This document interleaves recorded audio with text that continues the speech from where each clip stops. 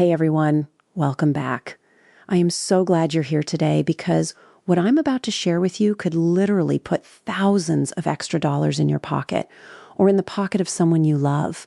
We're talking about Social Security spouse benefits, and there are some major updates happening for 2026 that most people have absolutely no idea about. Whether you are a current spouse, a divorced spouse, a surviving spouse, or you're helping someone in your family figure this out, you need to stay right here because we are going to go through everything.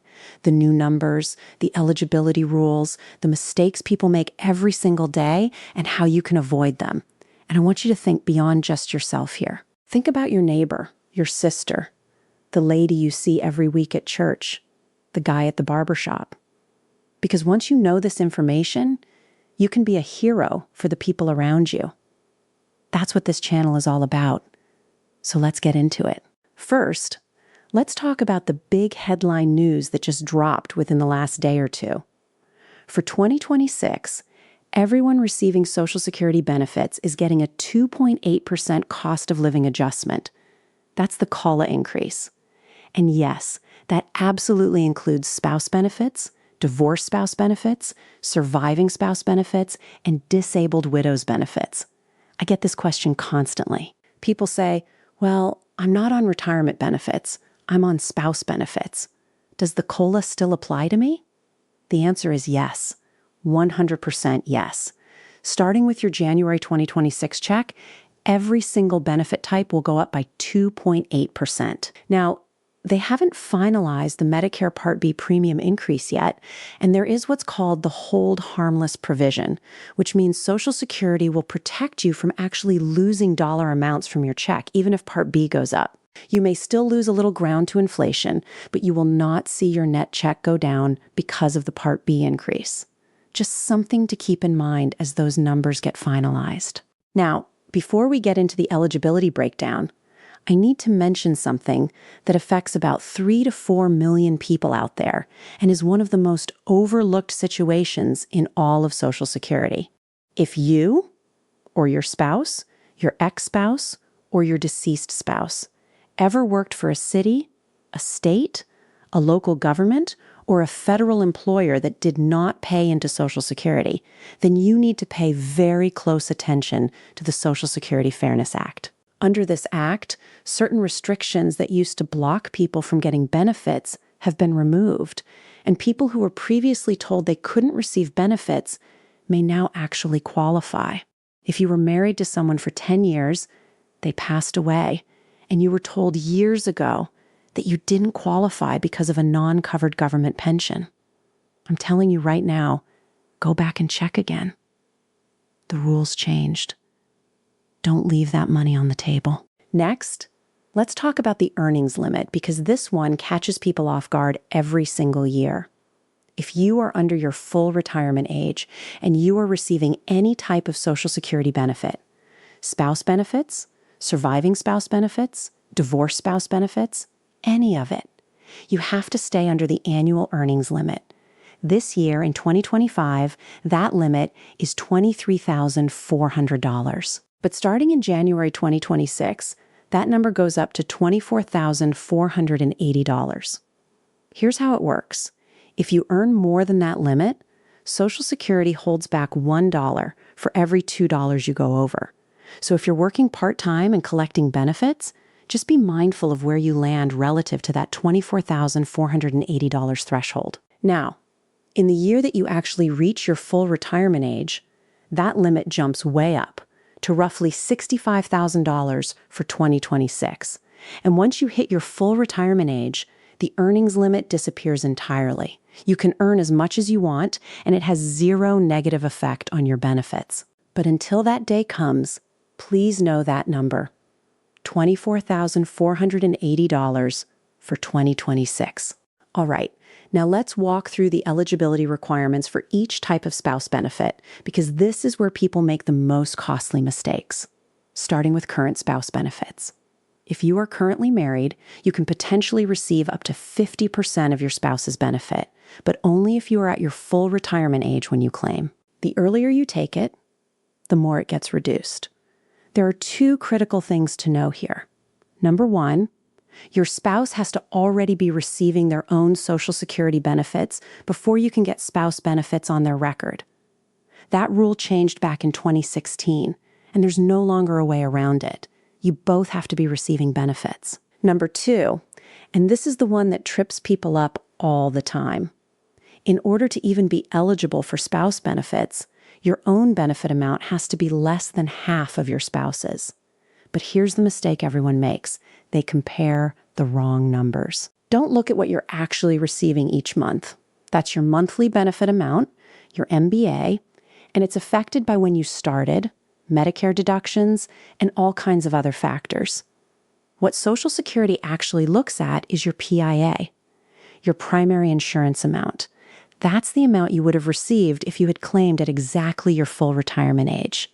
So you need to compare your PIA to half of your spouse's PIA. If yours is lower, you can get the difference topped up to 50%. To find your PIA, just go to ssa.gov, set up a My Social Security account, and look for the section that says what you would receive at your full retirement age. That's the number. If you can't find it or you're confused, just call Social Security with your spouse present and ask, what is my PIA and what is my spouse's PIA? They will tell you right there. One more thing about current spouse benefits that people miss. Even if you never paid a single dime into Social Security, you can still receive spouse benefits. If you were a stay-at-home parent, a caregiver, someone who simply never worked in covered employment, it doesn't matter. Your eligibility for spouse benefits is based on your spouse's record, not your own. Same goes for Medicare. If you've never worked, you can still get Medicare at 65 through your spouse's record. However, and this is important, if you turn 65 and your spouse hasn't filed for benefits yet and you don't have employer health insurance from a company with 20 or more employees, you will need to sign up for Medicare on your own and pay for both Part A and Part B until your spouse claims. So plan ahead on that one. Now let's talk about divorced spouse benefits, because this is where I see some of the biggest misconceptions and the most money left on the table. To qualify, you generally need to have been married to that person for at least 10 years. And I want to be very clear. There are no exceptions to the 10-year rule. People come to me all the time saying they were married 9 years and 11 months, and I have to tell them, no, it has to be a full 10 years. Now, one thing that many people don't know is that even if your divorce decree says you gave up your right to Social Security benefits, that means absolutely nothing. Social Security does not care what your divorce papers say. You cannot legally sign away your Social Security rights. When you file for divorced spouse benefits, the Social Security employee looks at exactly 6 things in your paperwork: both names, the date of marriage, both names again listed as plaintiff and defendant, and the date of divorce. That's it. Whatever is written on page 25 of your decree about forfeiting benefits is completely irrelevant to Social Security. Another huge misconception. If you got remarried after your divorce, people assume that cancels out the ability to collect on the first spouse's record. Not true. As long as that subsequent marriage has ended, whether through divorce or death, you can go back and claim on that earlier record. And if you were married to multiple people for 10 years or more, Social Security will actually look at all of them and pay you based on whichever one gives you the highest benefit. People don't know this. I've seen people missing out on over $1,000 a month because nobody told them. Now let me tell you about the independently entitled divorced spouse benefit, IEDs.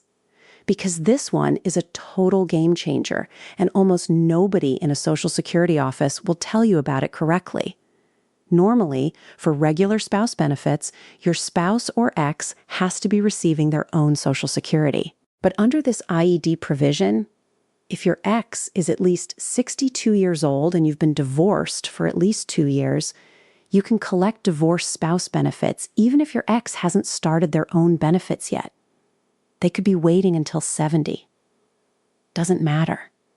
As long as they're 62 and you've been divorced for 2 years, you can get those benefits independently. If you go to your local Social Security office and they tell you that you can't do this, print out the Social Security reference for independently entitled divorced spouse benefits and hand it to them. This provision is real. It's written into law, and too many people are being turned away incorrectly. Let's move to surviving spouse benefits, which work a little differently from everything else. First, the starting age is 60, not 62 like all the other spouse benefit types. That's a 2-year difference, and a lot of widows and widowers are sitting at 60 and 61 losing benefits they didn't know they could already be collecting. As a surviving spouse, you can receive up to 100% of what your deceased spouse was receiving or was entitled to. Now, here's a powerful strategy. If you're a surviving spouse and you also have your own Social Security record, you don't have to file for both at the same time. You can start one and let the other grow. For example, you could take surviving spouse benefits at 60 while letting your own record continue to grow at 8% per year past your full retirement age up until age 70. Then, when your own benefit is significantly higher, you switch over. Or you can flip it. Take your own benefit first and switch to surviving spouse benefits later. Just remember, your own benefits grow with delayed retirement credits past full retirement age, but surviving spouse benefits do not grow past full retirement age. So don't wait past your full retirement age on those.